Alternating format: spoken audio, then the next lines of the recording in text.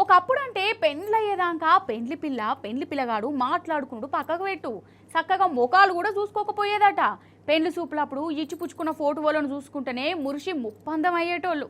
మరి ఇప్పుడెట్లున్నదోలా ఇక మీకు సపరేట్గా చెప్పవలసిన పని లేదు. పెండ్లి కాకముందే ప్రీ వెడ్డింగ్ షూట్ల దాకా పోయింది. అయితే పెండ్లి కావాల్సిన ఒక జంట గిట్లనే వీడియోలు తీసుకుంటారు పెళ్లికి ముందు. ఆ టైంకి ఏమైందో చూడాలి మీరు. ఇగో గిట్లా లగ్గమైంది.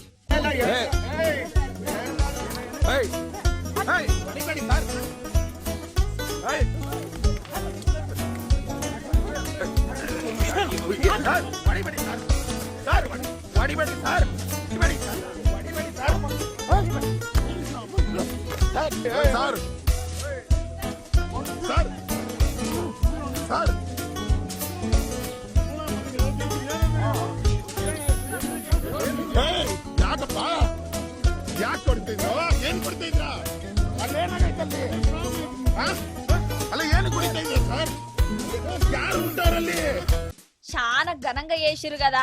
ముచ్చట ఏందంటే ఇగో గిడ జంట కానొస్తుంది కదా, వీళ్ళు ప్రీ వెడ్డింగ్ షూట్ చేసుకుంటురట.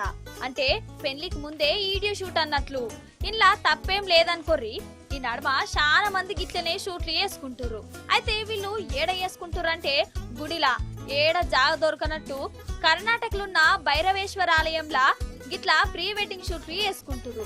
అగో డైరెక్టర్ సాబ్ చూడు ఎట్లా క్రియేటివిటీ చూయిస్తుండో. ఇట్లా పట్టుకో, అట్లా నవ్వు, దగ్గరకుండుర్రి అనుకుంటా అవసరమా పర్ఫార్మెన్స్.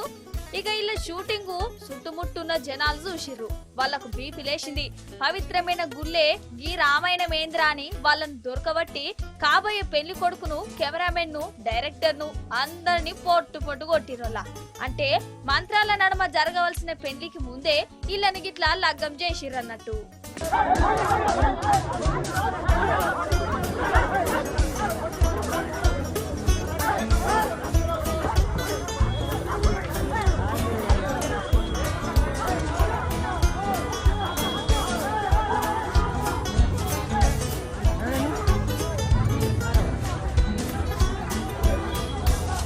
సరే వాళ్ళు గుళ్ళే వీడియోలు తీసుకున్నాడు తప్పే, కానీ ఇల్లు గిట్ల కొట్టుడు కూడా తప్పేనోళ్ళ. మంచికి మర్యాదగా చెప్పేదుండే, పోలీసులకు చెప్తామని బెదిరియనుండే. కానీ గిట్లా ఇయ్యర మైర కొట్టుడు మాత్రం సరిగ్గా కాదు. ఇక గిట్ల కొట్టినోళ్ళ మీద ఇప్పుడు పోలీస్ కేసు కూడా అయిందట. కాదు, ప్రీ వెడ్డింగ్ షూట్లు పెళ్లి తర్వాత వీడియో షూట్లు వేసుకుంటే వేసుకొని గాని దానికో తారీఖు ఉండాలే కదా. ఏడ పడితే గడ ఎట్లా పడితే గట్లా వీడియోలు తీసుకునేందుకు, గిట్లా బద్నాం అవుడేందుకు కదా.